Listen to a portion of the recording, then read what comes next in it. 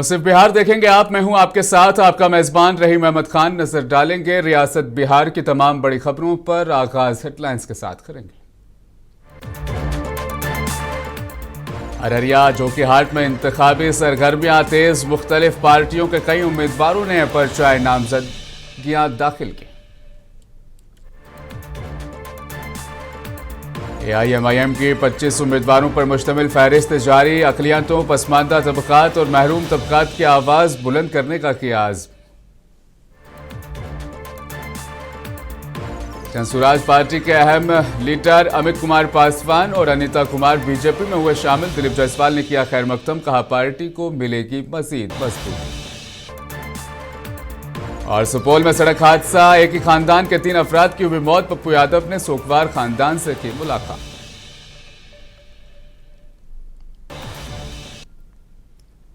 अररिया और जोकीहाट असेंबली हलकों में इंतखाबी गहमा गहमी उरूज पर है, जहां पर मुख्तलिफ सियासी जमातों और आजाद उम्मीदवारों ने पर्चाए नामजदगी दाखिल किए हैं।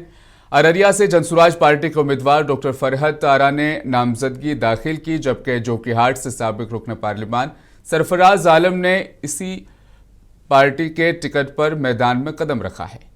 इसी निशस्त पर AIMIM के मुर्शिद आलम और JDU के मंजर आलम ने भी कागजात जमा करवाए हैं। तमाम उम्मीदवारों ने तालीम, सेहत, रोजगार, बदनवानी, सड़क, बिजली और पानी जैसे अवामी मसाइल को अपनी मुहिम का मरकज बनाया है। भाई संजय ने कहा कि वो तालिब इल्मी के ज़माने से अवामी खिदमत के जज्बे से जुड़े हैं और अगर कामयाब हुए तो तालीम, सेहत जैसे अहम मसाइल पर फौरी काम करेंगे।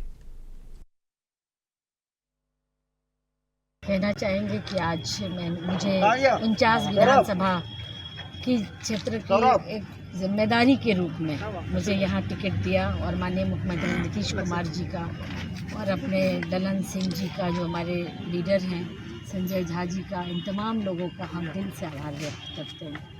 और विजय चौधरी जी, विजेंद्र चचा, इन लोगों ने जिस तरीके से विश्वास किया अररिया की 49 की जनता पर, और ये टिकट ये हमारी नहीं है, ये अररिया 49 की जनता की ये टिकट है। जोकीहाट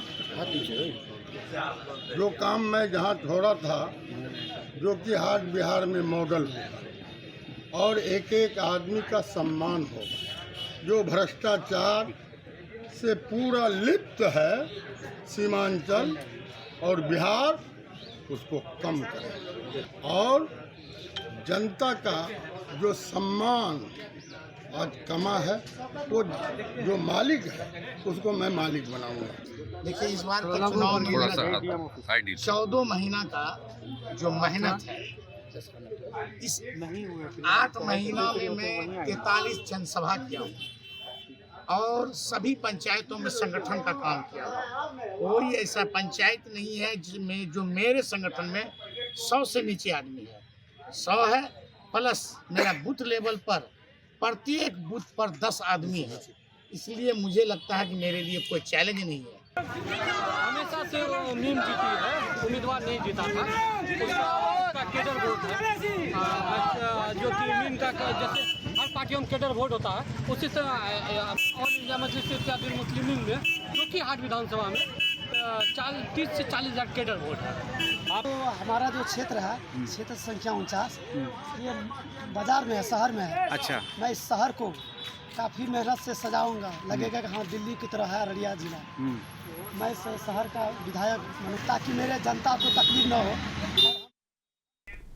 NDA के उम्मीदवार और साबिक नायब वजीर आला तारकेश्वर प्रसाद ने कटिहार सदर सीट से पर्चाए नामजदगी दाखिल किया। नामजदगी के बाद मीडिया से गुफ्तगू करते हुए उन्होंने कहा कि मैंने कटिहार से अपना नामजदगी फॉर्म दाखिल किया है। 2005 से वज़ीर आला नीतीश कुमार की क़यादत में काम करने का मौका मिला और रियासत में डिप्टी CM के तौर पर भी खिदमत अंजाम दी है। हमने बिहार को बदलने का काम किया और बुनियादी ढांचे को दोबारा कायम किया। अब वज़ीर आज़म नरेंद्र मोदी की क़यादत में हम तरक्की की रफ्तार को और तेज करेंगे। तारकेश्वर प्रसाद ने यकीन दहानी कराई कि कटिहार समेत पूरे बिहार की तरक्की, बुनियादी सहूलियात और अवामी फलाह के मंसूबों को तरजीह दी जाएगी। मैं भारतीय जनता पार्टी के क्षेत्र से उम्मीदवार के रूप में आज नामांकन हमने दाखिल किया है। तो देखिए, आपको पता है कि 2005 से जब यशस्वी मुख्यमंत्री जी के नेतृत्व में बिहार में सरकार बनी और हम सबों को भी कटिहार विधानसभा क्षेत्र से प्रतिनिधित्व करने का अवसर मिला और सरकार में भी उप मुख्यमंत्री के रूप में काम करने का अवसर मिला और हम सबों ने कटिहार को बदला, बिहार को बदला। बिहार की जो बुनियादी चीज़ें कहीं हो गई थी उसको पुनर्स्थापित करने का काम यशस्वी मुख्यमंत्री जी के नेतृत्व में हम सबों ने किया है और यशस्वी प्रधानमंत्री जी के नेतृत्व में एक विकसित भारत का संकल्प भी हम सबों ने लिया है।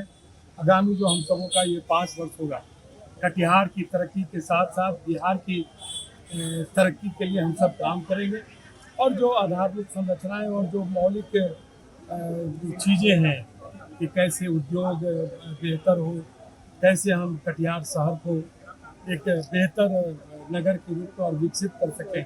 भैया कई चीज़ें हैं जो हमारी प्रमुखता है और जो हमारे नौजवान हैं उनका जो रोजगार से जुड़े हुए कुछ विषय हैं जिस पर बीजेपी के सीनियर लीडर राजीव प्रताप रूडी ने कहा कि वज़ीर-ए-आज़म नरेंद्र मोदी जल्द ही बिहार में समस्तीपुर असेंबली इंतखाबात 2025 की मुहिम का आगाज करेंगे। उन्होंने कहा कि गुज़श्ता 6 माह से वज़ीर-ए-आज़म की रियासत में आमद-ओ-रफ्त मुसलसल जारी है, जो इंतखाबात के पेश नज़र मजीद बढ़ेगी। रूडी ने एनडीए की क़यादत को मजबूत करार देते हुए कहा कि वज़ीर आला नीतीश कुमार और वज़ीर-ए-आज़म मोदी की क़यादत में एनडीए को वाज़ेह अक्सरियत हासिल होगी। इस दौरान उन्होंने महागठबंधन पर सख्त तनकीद की। सवाल ही गलत है। प्रधानमंत्री का बिहार दौरा लगातार पिछले 6 माह से हो रहा है और चुनाव में भी आगे चुनाव है। जो उपलब्धि है देश की सरकार का और जो बड़ी उपलब्धि है देश की सरकार का और बिहार सरकार के मिल के साथ पूरा बिहार देख रहा है और उसी क्रम में देश के प्रधानमंत्री का आगमन होगा, बिहार में नीतीश कुमार का नेतृत्व होगा और एनडीए बड़ी बहुमत से जीतेगी, ऐसा चारों तरफ दिख रहा है।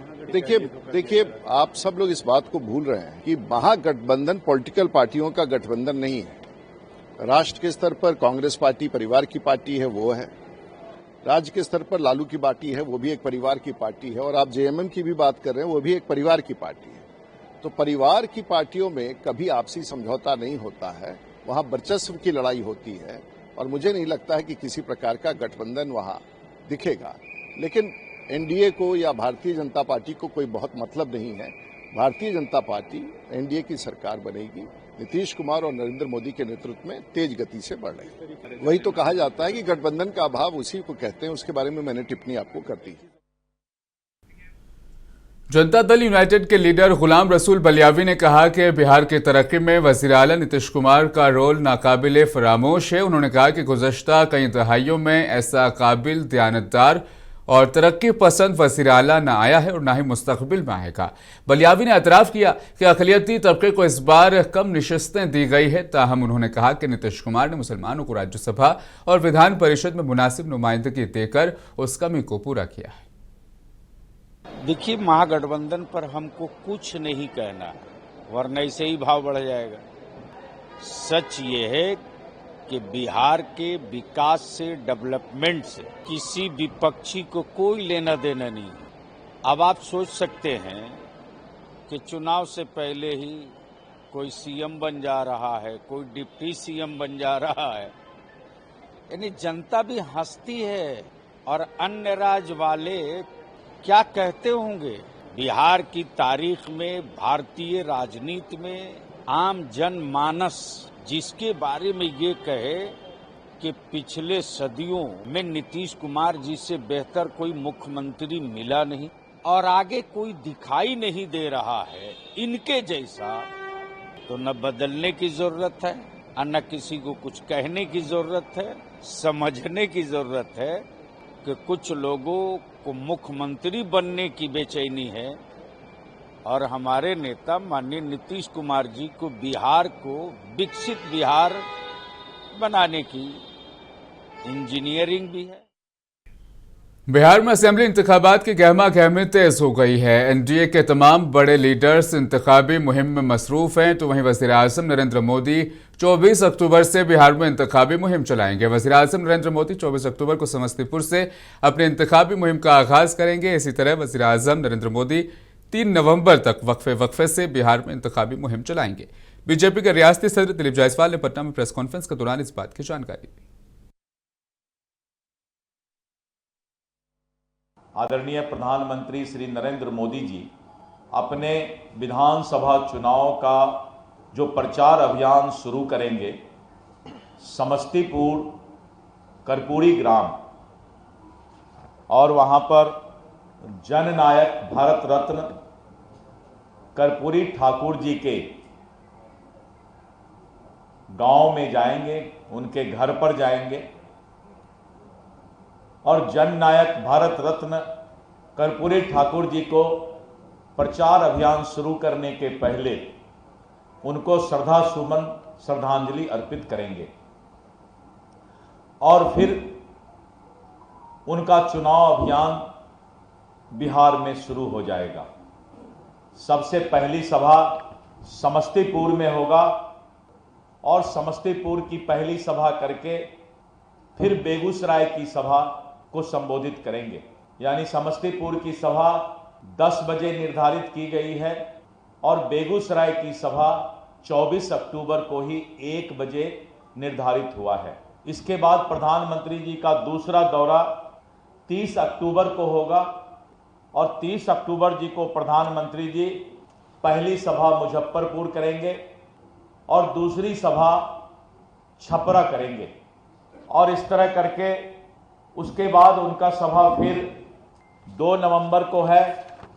3 सिंहेश्वर असेंबली हलके के एनडीए उम्मीदवार डॉक्टर रमेश ऋषिदेव ने पार्टी कारकुनान के साथ एक अहम मीटिंग की, जिसमें मकामी मसाइल और आइंदा इंतखाबी हिकमत अमली पर गुफ्तगू की।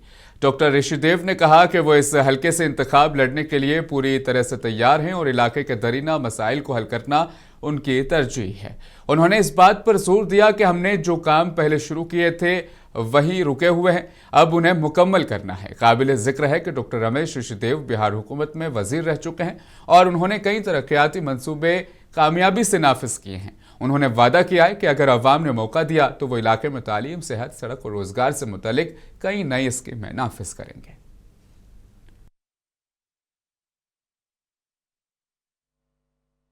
देखिए, सिंहेश्वर विधानसभा में जो अभी हम लोग यहाँ बैठे हुए हैं, शारदा सुमन, हमारे सुमन जी हैं पार्टी के कार्यकर्ता, इन्हीं के भवन पर हम लोग बैठे हुए हैं और यहाँ इंडिया के 5 दल के हम लोग तमाम साथी बैठे हुए हैं और चुनाव पर ही हम लोग का चर्चा हो रहा है कि किस तरह से हम लोग को चुनाव लड़ा जाएगा और किस तरह से और कैसे इस बार हम लोग चुनाव यहाँ जीतेंगे, उसी पर अभी हम लोग को विचार हो रहा है। मुद्दा है सिंहेश्वर विधानसभा में जो काम बचा हुआ है उसको पूरा करना है और जितना काम हम किए थे वहीं पर थमे हुए हैं, एक भी नया कोई काम नहीं हुआ है। जो भी काम किए हमने उतना पर ही अस्थिर रह गया। 5 साल ऐसे ही समझिए बीत गया और जनता काफी उब चुका है। वर्तमान विधायक से मन बना लिया है जो एनटीए के प्रत्याशी को और हमको निश्चित तौर पर इस बार जिता के भेजने का काम करेंगे। मुकाबला देखिए, सभी आदमी अपना अपना भाग आजमा रहा है। हम लोग 9 कैंडिडेट हैं, सभी कैंडिडेट का हम स्वागत करते हैं। जनता मालिक जो सिंहेश्वर के हैं उनके हाथ में पावर है, किनको माला पिन्हा के भेजेंगे वो जनता जानते हैं, हम नहीं जानते हैं। यहाँ के जो महान जनता है वो निर्णय लेंगे और निर्णय ले चुका है। ऑल इंडिया मजलिस इत्तेहादुल मुस्लिमीन ने बिहार असेंबली इंतखाबात के लिए अपने 25 उम्मीदवारों की फहरिस्त जारी कर दी। पार्टी ने रियासत के मुख्तलिफ हलकों से उम्मीदवारों का ऐलान करते हुए इंतखाबी मुहिम का बाज़ाब्ता आगाज कर दिया है। AIMIM के रियासती सदर अख्तरुल ईमान ने इस मौके पर मीडिया से बात करते हुए कहा कि पार्टी अक़लियतों, पसमानदा तबक़ात और महरूम तबक़ात की आवाज़ को असेंबली में बुलंद करने के लिए पुरअज़्म है। उन्होंने मजीद कहा कि अवाम का एतमाद पार्टी के हक में बढ़ रहा है और इस बार AIMIM एक मजबूत मुतबादिल के तौर पर उभरेगी। याद रहे कि AIMIM ने पिछले बिहार असेंबली इंतखाबात में कई हलकों में शानदार कारकर्दगी दिखाई थी। खुसूसन सेवान, कटिहार और सीमांचल के इलाकों में पार्टी की मजबूत मौजूदगी देखी गई थी। AIMIM का कहना है कि वो तरक्की, तालीम, रोजगार और इंसाफ के नारों के साथ मैदान में उतरी है और अवाम की हिमायत हासिल करने के लिए घर घर राब्ता मुहिम शुरू की जाएगी।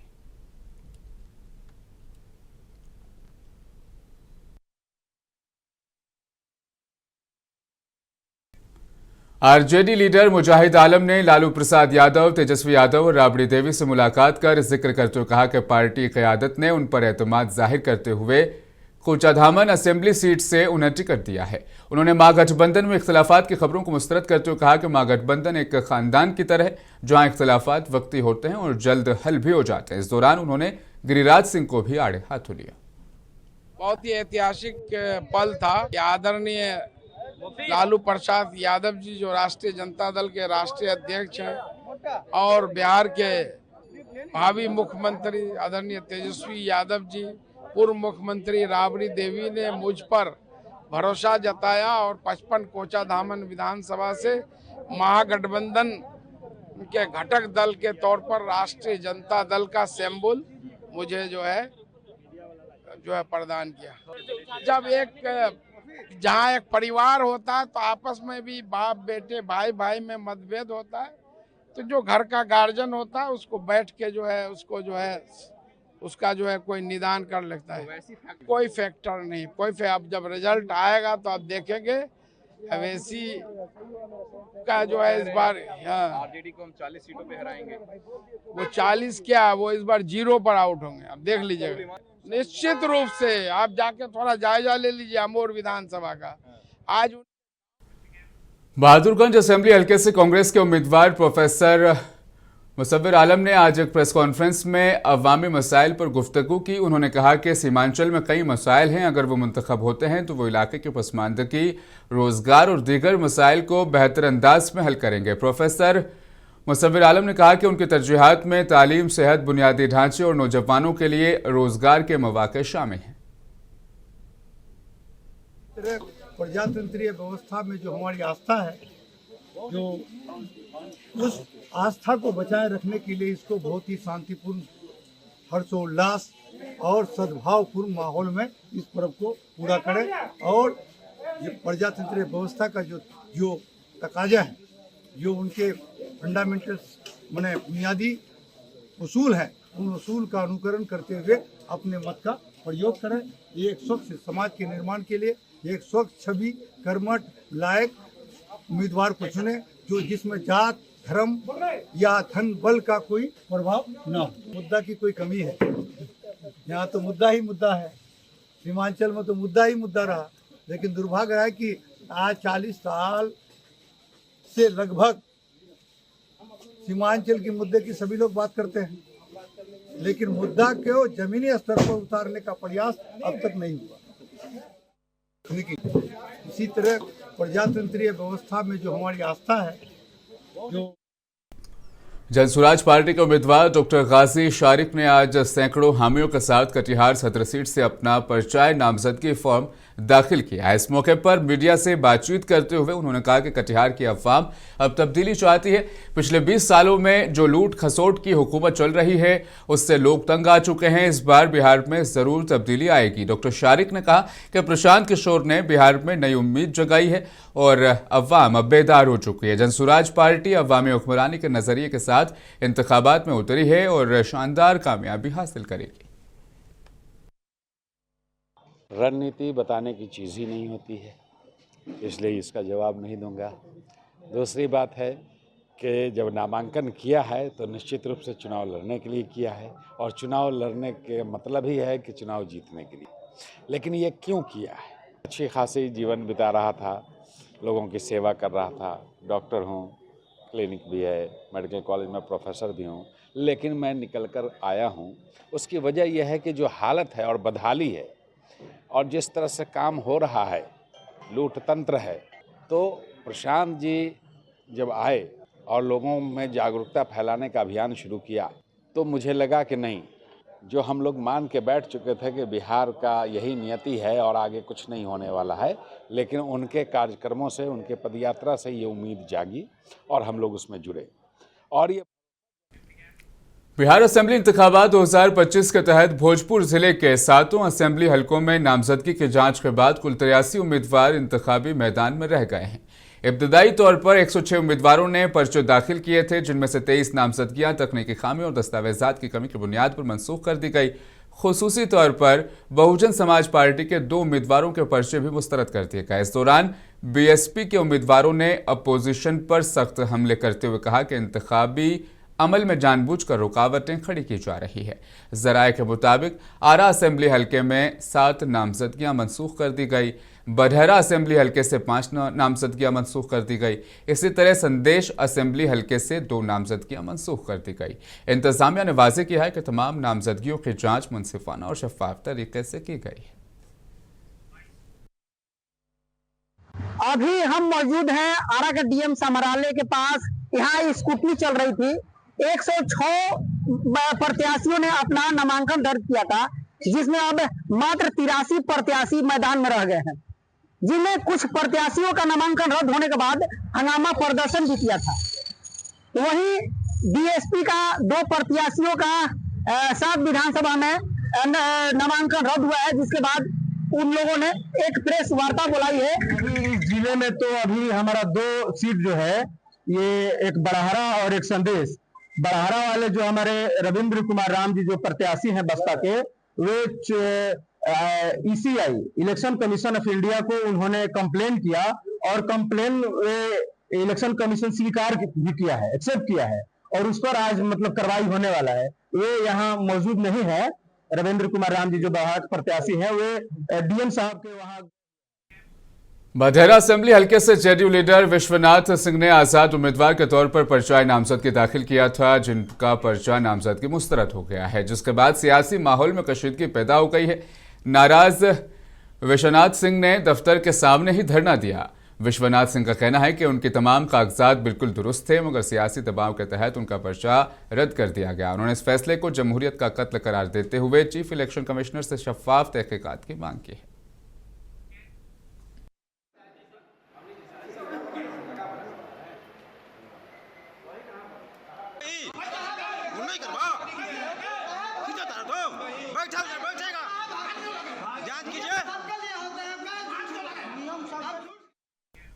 जनसुराज पार्टी के बड़े लीडर अमित कुमार पासवान और अनीता कुमार ने दीगर साथियों के साथ बीजेपी में शमूलियत इख्तियार कर ली। पटना में वाक़ बीजेपी मीडिया सेंटर में एक तकरीब के दौरान उन्हें बीजेपी में शामिल करा लिया गया।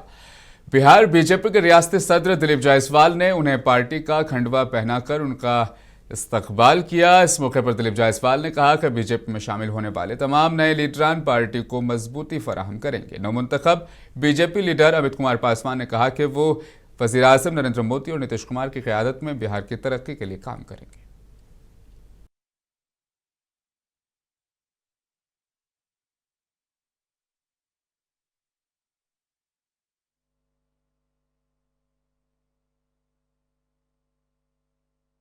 जैसा कि आपने देखा कि अभी जननायक लोक दल और इसके साथ साथ हमारे अन्य पार्टी के नेता ने भी भारतीय जनता पार्टी की सदस्यता ग्रहण की। अभी कुछ दिन पहले आपने देखा कि करीब आधे दर्जन राजद और कांग्रेस के विधायक ने भारतीय जनता पार्टी की सदस्यता ग्रहण की। पूरे बिहार में एक माहौल बनता जा रहा है और मतदाता मन बना चुकी है कि फिर से बिहार को एनडीए की। सुपौल जिले के परसर गांव में सड़क हादसे में 3 लोगों की मौके पर ही मौत हो गई। सीएसपी ऑपरेटर तसद्दुक हुसैन के खानदान के 3 अफराद अपनी पोती के मौके पर ही उनकी मौत हो गई है। रुकन पार्लियामेंट पप्पू यादव ने आज इस गांव में पहुंचकर अहल खाना से मुलाकात की और उन्हें पुरसा दिया। गहरे रंजोगम का इजहार किया। पप्पू यादव ने यकीन दहानी कराई कि कसूरवारों को बख्शा नहीं जाएगा और उनके खिलाफ सख्त कार्रवाई की जाएगी। मुकामी लोगों ने भी मुतासिर खानदान के लिए इंसाफ की मांग की।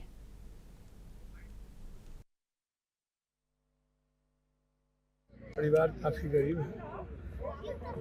इस तरह की कई घटना लगातार रोड एक्सीडेंट में हो रहा है।